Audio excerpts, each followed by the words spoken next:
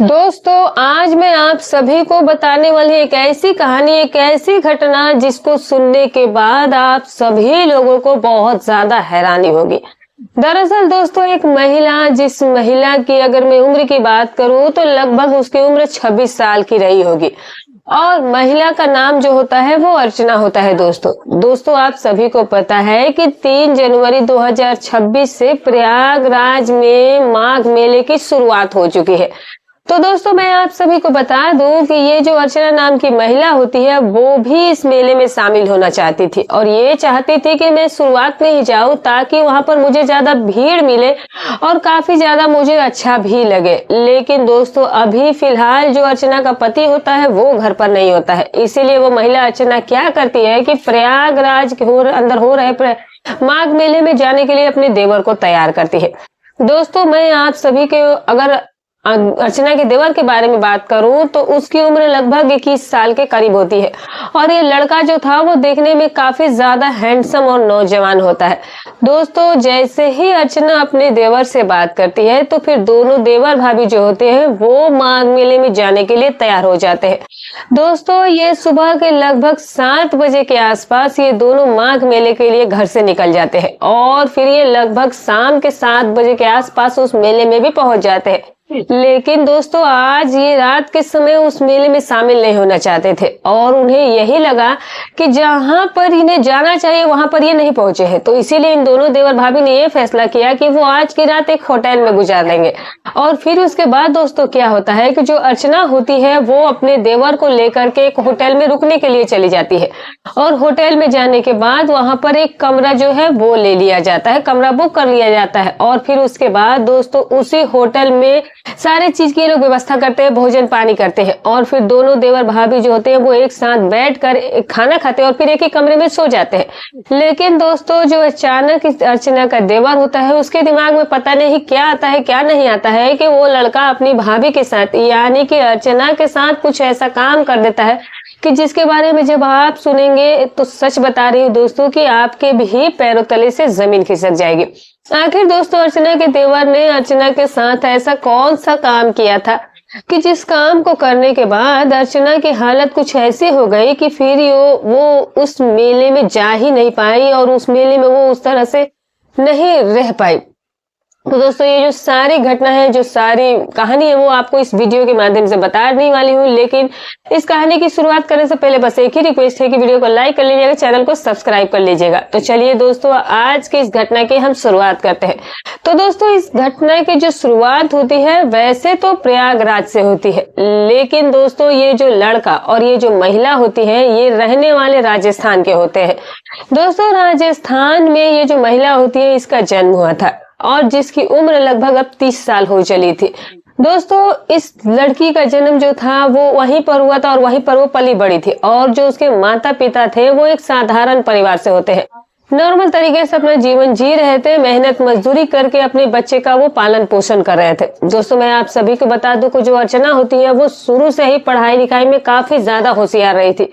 और अर्चना का शुरू से ही एक सपना था कि वो पढ़ लिख करके एक अच्छी पोस्ट पर जाएगी, सरकारी नौकरी हासिल करेगी। और धीरे धीरे दोस्तों अब समय बीता है, अब अर्चना का जो इंटरेस्ट होता है वो पढ़ाई लिखी और जो पढ़ाई लिखाई होती है उससे हट करके अब उसको अपने अचीवमेंट में चली जाती है, वो टीचर बनना चाहती थी और फिर उसकी किस्मत भी साथ दे देती है। और फिर दोस्तों जब ये पहली बार एग्जाम टीचर का देती है तो फिर उसमें ये पास भी हो जाती है और फिर ये टीचर बन भी जाती है। दोस्तों मैं आप सभी को बता दूं कि जो अर्चना होती है वो अपनी शादी से पहले ही टीचर बन चुकी थी, यानी कि पढ़ी लिखी होकर के उसने बहुत अच्छा अपने जीवन में सफलता पा ली थी और उसकी उम्र जो थी उस वक्त 22 साल के करीब हो चली थी। दोस्तों अब आप सभी को पता है कि आज के समय के अंदर 22 साल की उम्र होना जो है वो एक लगभग लड़की की शादी की उम्र हो जाती है, वरना लड़की की शादी की एज तो 18 साल के बाद ही शुरू हो जाती है। अब दोस्तों उसके जो माता पिता होते हैं वो उसे रोजाना इसी बात के लिए टोका करते थे कि बेटा अब तुम्हारी शादी की जो उम्र है वो हो चली है, तो अब हमें कोई अच्छा सा रिश्ता देख करके तुम्हारी शादी करवा देनी चाहिए। लेकिन दोस्तों जो अर्चना होती है वो अपने माता पिता से अभी शादी के लिए मना कर रही थी। वो कहती थी कि पापा मैं अभी शादी इतनी जल्दी नहीं करना चाहती हूँ, आपने जो भी मुझे पढ़ाया लिखा है, जो भी मेरे ऊपर पैसा खर्च किया वो पैसा मैं आपका चुकता करना चाहती हूँ और फिर मैं जाकर के शादी करना चाहती हूँ, मैं अपनी जिम्मेदारियां पूरा करना चाहती है। लेकिन दोस्तों जो अर्चना के पिता होते हैं वो जब भी गांव में निकलते हैं तो गांव के कई सारे लोग जो थे वो तरह तरह की बातें करते थे कि बेटी की कमाई खा रहा है इसीलिए बेटी की शादी नहीं कर रहा है, और भी कई तरह की बातें उनके खिलाफ की जा रही थी जो कि अर्चना के पिता के दिल पर बहुत ज्यादा चोट पहुंचाया करती थी। और इसी चीज को लेकर के दोस्तों जो अर्चना के पिता होते हैं वो काफी ज्यादा दुखी हो गए थे। और फिर एक दिन जो अर्चना के पिता होते हैं वो अपनी पत्नी यानी कि अर्चना की माँ को सारी बात बताता है, शेयर करता है, जो भी गांव के लोग उनके बारे में कह रहे थे और जो कुछ उनको फेस करना पड़ा था, सारी चीजें जब अर्चना की माँ को पता चलता है तो फिर एक शाम रात के समय लगभग 7 बजे के आसपास का समय हो रहा था। अर्चना की जो माँ होती है वो अर्चना के पास आ जाती है और अर्चना से बातचीत करके अपने पापा के बारे में, उनके फीलिंग के बारे में बताना शुरू करती है। जब दोस्तों अर्चना को ऐसा लगता है कि शायद मेरे पापा को यहाँ पर ताने दे करके बहुत ज्यादा परेशान कर रहा है, तो फिर उसने सोचा कि चलो ठीक है फिर मैं शादी कर लेती हूँ और फिर उसके बाद जितना हो सकेगा मैं अपनी माँ पापा का शादी का बात भी ख्याल रखूंगी, उनके लिए मदद करूंगी। दोस्तों अर्चना जो थी वो अब शादी के लिए इसीलिए नहीं हुई थी क्योंकि अर्चना जो थी वो अपने माता पिता की इकलौती बेटी थी। अर्चना अपने माता पिता की इकलौती बेटी थी और अपने उसके माता पिता में सिर्फ वही एक संतान होती है, उसके ना कोई भाई था ना कोई बहन था, इसीलिए वो अपने माँ पापा से बहुत ज्यादा प्यार भी किया करती थी और माँ भी पापा भी उसे बहुत ज्यादा प्यार करते थे। लेकिन जब बात उसके पिता की इज्जत की आ जाती है तो फिर उसे लगा कि उसे पापा जो है वो सही बात कर रहे हैं और फिर वो समझती है कि उसके पापा का बात उसे मान लेना चाहिए और उसे शादी कर लेनी चाहिए। उसके बाद क्या होता है दोस्तों कि अर्चना अपने पापा से कहते हैं कि ठीक है पापा कोई दिक्कत नहीं है, अगर आप मेरी शादी करवाना चाहते हैं तो बिल्कुल आप जाकर के कहीं अच्छी सी जगह रिश्ता देख करके मेरी शादी करवा दीजिए। क्योंकि दोस्तों जो अर्चना होती है वो टीचर बनने के बाद भी उसने ये नहीं कहा कि मैं अपने मनपसंद से शादी करूंगी। अर्चना ने बिल्कुल भी ऐसी कोई डिमांड नहीं रखी। अर्चना ने अपने पापा से साफ कह दिया था कि जहां भी आपको सही लगे वहीं पर आप मेरा रिश्ता सही करा दीजिएगा। और फिर उसके बाद दोस्तों जो अर्चना के पिता होते हैं फिर उसके रिश्ते को लेकर मतलब कि शादी ब्याह को लेकर के आसपास के रिश्तेदारों में जाना शुरू करते हैं। अब दोस्तों आप सभी को पता है कि लड़की का जो धन है वो एक ऐसा धन होता है कि जिसकी शादी करने में कोई ज्यादा पापड़ नहीं बेलने पड़ते उनकी शादी के लिए। और दूसरी बात दोस्तों अर्चना जो थी वो तो एक सरकारी जॉब वाली लड़की थी, एक टीचर होती है, तो फिर इस लड़की से भला कौन शादी नहीं करना चाहेगा। जहां पर जो अर्चना के पिता होते हैं वो जहां भी जाते और जहां भी लोगों से मिलते और उसकी जो बेटे की शादी थी वो वहां पर फिक्स हो जाती थी। लेकिन अर्चना के पिता ने ये सोच रखा था कि यार मेरी बेटी ने अपनी पढ़ाई पर इतना ज्यादा मेहनत की, अपनी काबिलियत इतनी दिखाई है, तो फिर मैं उसका रिश्ता भी एक ऐसे घर में करूंगा जहां पर पहले से ही किसी चीज की कोई कमी ना हो। अब दोस्तों उसके बाद होता क्या है कि अर्चना के पिता जो है वो घूमना शुरू कर देते हैं और लगभग 1 महीने के बाद उन्हें एक रिश्ता मिल जाता है। दरअसल जो लड़का होता है वो 2 भाई होते हैं, जिसमें बड़े वाले दोनों भाई की अभी तक शादी नहीं हुई थी। बड़ा वाला जो लड़का था वो एक इंजीनियर होता है जो कि महीने में वो भी अच्छा खासा पैसा कमा रहा था, और छोटा वाला लड़का घर पर रह करके अभी पढ़ाई कर रहा था और अपने माता पिता के साथ ही रहा करता था। और दोस्तों जब उन लोगों से अर्चना के पापा की मुलाकात होती है तो अर्चना के पापा अपनी बेटी अर्चना के बारे में उनको सारी चीजें बताती हैं, तब उन्हें ये रिश्ता जो है वो बहुत ज्यादा पसंद आ जाता है। यहाँ दोस्तों मैं आप सभी को बता दूं कि जिस वक्त अर्चना के पापा अपनी बेटी का रिश्ता उनके घर पर गए थे उस वक्त जो लड़का था यानी कि जो अर्चना का होने वाला पति होता है वो उस वक्त घर ही पर था। और जब वो अर्चना की फोटो देखता है, दूसरी बात ये थी कि अर्चना जो थी वो टीचर भी थी और वो भी सरकारी, तो उन लोगों के लिए ये रिश्ता जो था वो काफी ज्यादा पसंद आ गया था। और दोस्तों जब रिश्ता इतना ज्यादा पसंद आ जाता है तो फिर अर्चना के पिता कहते हैं ठीक है अब आप लोग हमारे घर आइए, हमारी लड़की को देख लीजिए, उसके बाद हम रिश्ते की बात को आगे बढ़ाएंगे। वो लोग इस चीज के लिए एग्री हो जाते हैं। अर्चना के पिता जो है वो खुश होकर अपने घर पर आकर यही बात अपनी बेटी और अपनी पत्नी दोनों को बताते हैं कि मैंने तुम्हारे लिए जो लड़का देखा है वो एक इंजीनियर लड़का है और काफी अच्छा परिवार भी है और धन संपदा की भी कोई कमी नहीं, यानी कि आर्थिक रूप से वो लोग बहुत अच्छे हैं। जब दोस्तों अर्चना इंजीनियर नाम सुनती है तो फिर उसके भी दिल को थोड़ी राहत मिलती है कि चलो जो होने वाला पति है वो भी अच्छा कमाता है और अच्छा कमाता ही होगा। तो फिर अर्चना को भी ये रिश्ता जो है वो काफी ज्यादा पसंद आ जाता है। लगभग 5 दिन का समय बीत जाता है और 5 दिन के बाद दोस्तों जो लड़के वाले होते हैं वो अर्चना को देखने के लिए अर्चना के घर पर आ जाते हैं। अब मैंने आपको बताया है कि जो अर्चना थी वो शुरू से ही देखने में काफी ज्यादा खूबसूरत थी। ये जो लड़की थी मतलब कि जो इसकी शरीर की बनावट थी वो बहुत ही ज्यादा खूबसूरत थी। जब लड़के वाले आते हैं अर्चना के घर पर और उस लड़की को देखते हैं तो पहले ही नजर में जो लड़का इंजीनियर था वो अर्चना को सामने से भी देख करके पसंद कर लेता है। दोस्तों अर्चना को भी लड़का काफी पसंद आया था और फिर दोस्तों सभी लोग जो है वो एक दूसरे से खुशी से मिठाई खिलाते हैं और फिर वहीं पर उसकी सगाई भी कर दी जाती है।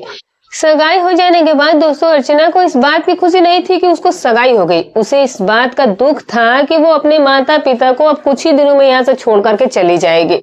अर्चना जो थी वो सबसे ज्यादा उसे चिंता थी, वो इसी बात की चिंता कर रही थी। लेकिन बेटी का तो धर्म ही ऐसा है दोस्तों कि एक न एक दिन उसे तो अपना घर छोड़कर जाना ही पड़ता है। सभी लोग इस बात को जानते ही है। अर्चना भी कैसे भी करके खुद को संभालती है। लगभग दोस्तों थोड़े ही दिन के बाद शादी की जो डेट होती है वो भी फिक्स कर दी जाती है।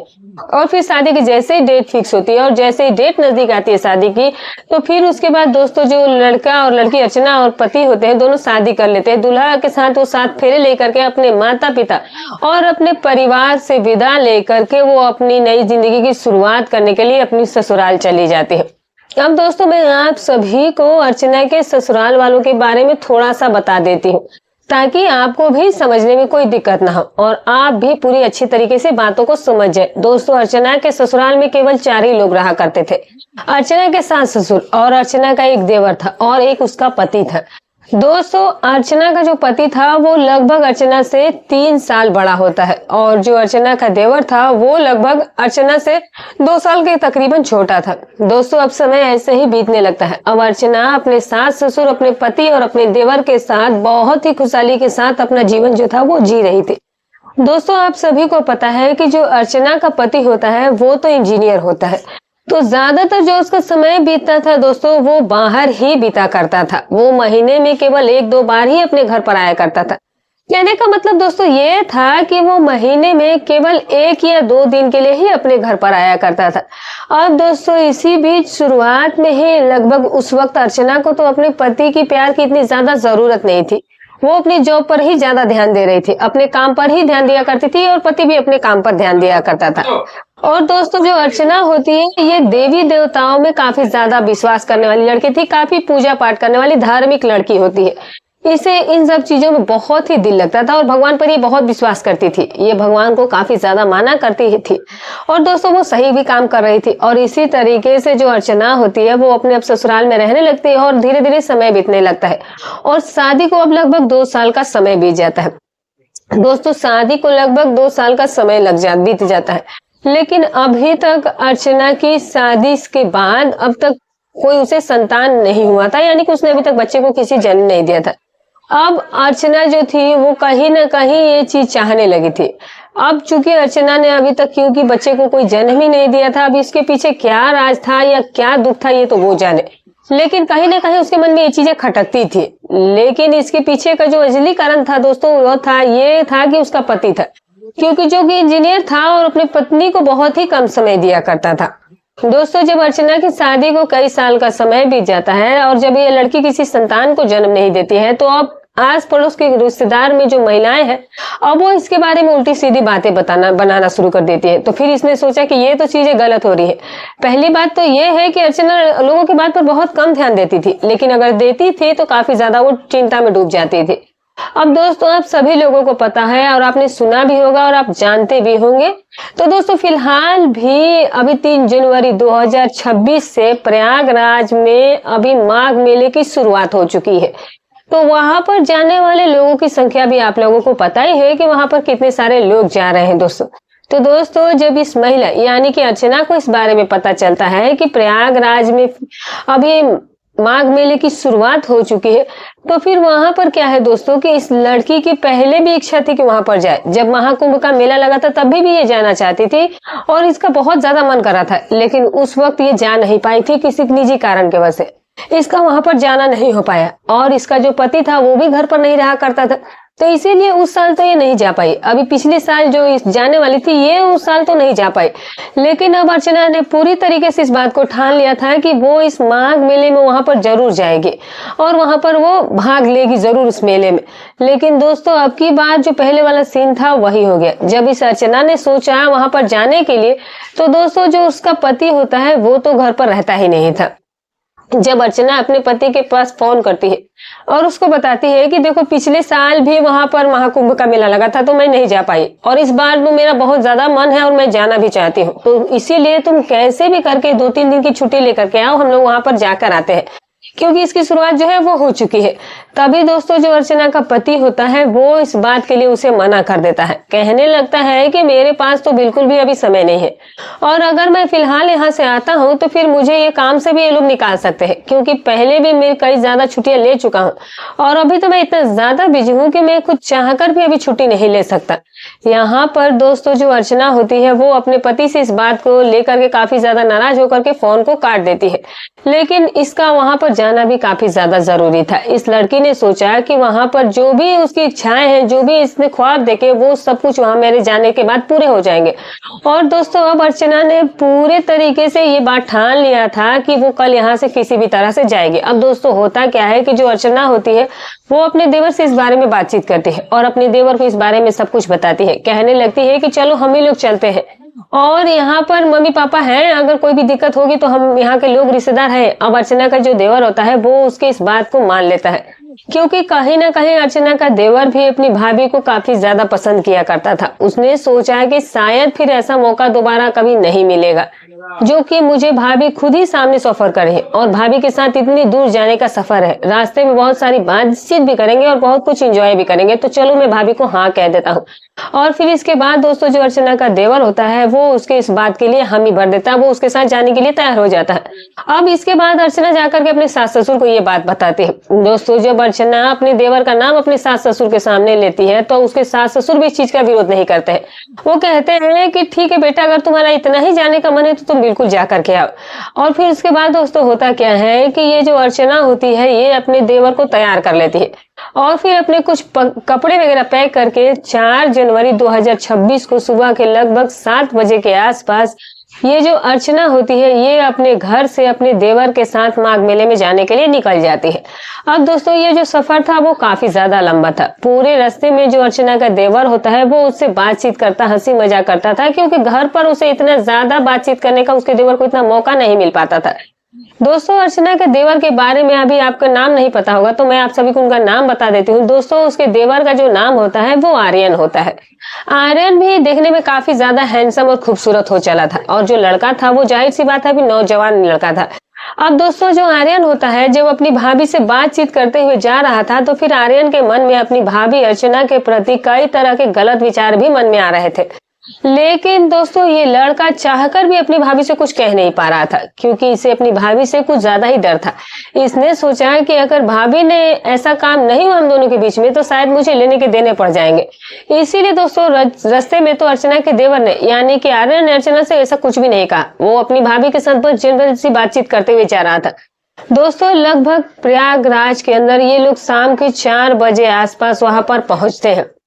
लेकिन दोस्तों मैं आप सभी को बता दूं कि इन्हें जाते जाते काफी ज्यादा लंबा समय लग गया था। तो फिर इन लोगों ने सोचा कि आज तो हम लोग काफी ज्यादा थके हुए हैं, तो आज वहां रात में वहां पे वैसे भी घूमने में कोई फायदा नहीं है, अगर हमें अच्छे से देखना है और सब कुछ करना है तो हम कल दिन में आएंगे, सुबह में आएंगे। इसीलिए दोस्तों ये लोग क्या करते हैं कि आज के लिए ये लोग एक होटल बुक करा लेते हैं। दोस्तों होटल में जाने के बाद जो अर्चना होती है वो एक कमरा ले लेती है, कमरा बुक करा लेती है, और फिर दोस्तों अर्चना ने जिस होटल में कमरा लिया था उस होटल के अंदर खाने पीने की सारी सुविधा जाहिर सी बात है मौजूद थी। तो अर्चना अपने देवर के साथ देवर को लेकर के सीधे कमरे में चली जाती है, क्योंकि जो अर्चना का देवर था वो थोड़ा कम समझदार था। अर्चना अपने देवर पर इतना ज्यादा भरोसा भी नहीं कर पा रही थी, तो इसीलिए वो सारा कुछ करके देवर को कमरे में लेकर के जाती है और नीचे से खाने वगैरह का ऑर्डर दे देती है और टाइम भी बता देती है। और लगभग 7:30 बजे के आसपास के समय अर्चना के रूम में खाना जो है वो पहुंचा दिया जाता है। दोनों देवर भाभी एक साथ ही बैठ करके खाना पीना करते हैं, और खाना खाने के बाद अब बारी आ जाती है दोस्तों आराम करने की। लेकिन दोस्तों जब आराम करने की बारी आती है तो फिर आज से पहले अर्चना और अर्चना का जो देवर आर्यन होते हैं ये कभी भी एक साथ एक ही बेड पर नहीं सोए थे।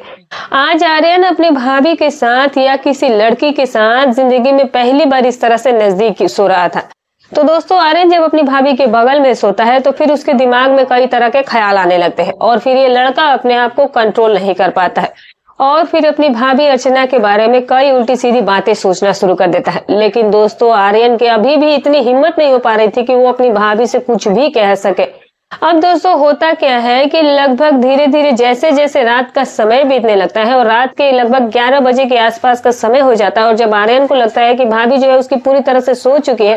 तो फिर दोस्तों होता क्या है कि जो आर्यन होता है वो अपना एक हाथ आगे बढ़ा देता है और हाथ के ऊपर अपनी जो भाभी अर्चना होती है उसके ऊपर ले जा करके रख देता है। और हाथ उसके ऊपर रखने के बाद जो अर्चना होती है वो इस चीज का कोई भी विरोध नहीं करती है। जब आर्यन को ऐसा लगा कि यार भाभी देखो बिल्कुल भी जैसे मैंने हाथ रखा हुआ है बिल्कुल भी इस चीज का कोई विरोध नहीं कर रही है और मुझे भी पता है कि ऐसा मौका मुझे दोबारा कभी मिलेगा भी नहीं, वरना अगर कुछ बोलेगी भाभी उल्टा सीधा तो फिर मैं बोल दूंगा कि नींद में मेरा हाथ गलती से चला गया।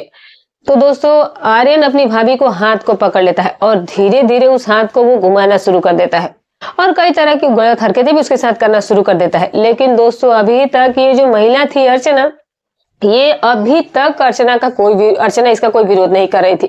और जब दोस्तों आर्यन ने अपनी भाभी की तरफ से ये देखा कि उसकी भाभी कोई रिस्पॉन्स नहीं करी है, बिल्कुल भी विरोध नहीं करी है, तो फिर ये जो लड़का होता है ये पूरी तरीके से खुल जाता है और फिर इस लड़के के दिमाग में जो पहले से डर बसा हुआ था वो सारा डर अचानक से खत्म होने लगता है। अब ये लड़का धीरे धीरे करके अपनी हरकतें बढ़ाने लगता है। फिर ये अचानक उसकी भाभी की नींद भी खुल जाती है और फिर वो कहने लगते हैं कि आर्यन ये तुम क्या कर रहे हो। तो आर्यन कहता है कि भाभी माफ कर देना, नींद में पता नहीं मेरा हाथ कैसे आपके ऊपर चला गया, तो मैं इस तरह से नींद में अक्सर ही कर दिया करता हूँ। यहाँ पर जो अर्चना है वो कहने लगती है कि वो तो मुझे पता है कि तुम क्या कर रहे हो और क्या नहीं कर रहे हो,